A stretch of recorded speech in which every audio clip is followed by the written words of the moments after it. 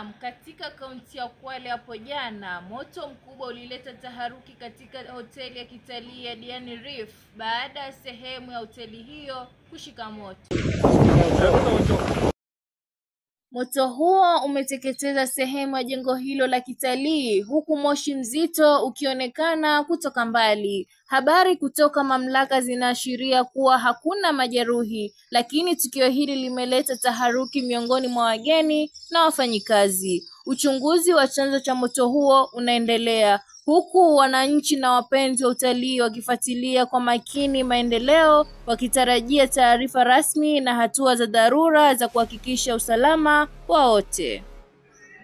Shughuli za hoteli zimeanza kurejea taratibu na mamlaka zimeahidi kuimarisha usalama ili kuzuia matokeo kama hayo kutokea tena. Nikiripotia The Game Changer Media, jina langu ni Halima Athman.